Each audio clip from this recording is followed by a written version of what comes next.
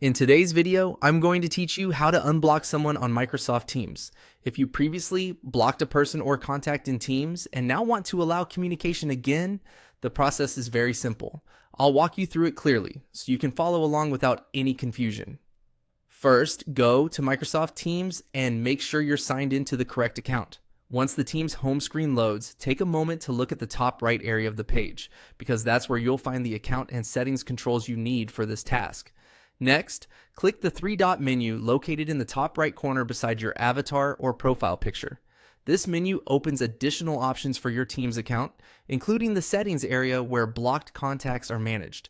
If you don't immediately see it, look carefully near your profile icon, since that's the usual location. After that, click on Settings. This is where Teams lets you control different parts of your account, such as privacy, notifications, and contact-related options. Opening settings is the key step because the unblock option is not usually available directly from the main chat screen.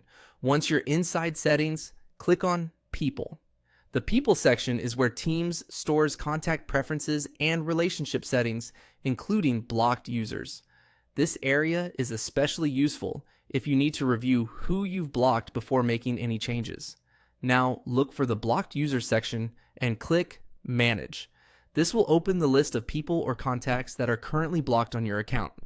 If you have blocked more than one person, this list will help you find the exact contact you want to restore.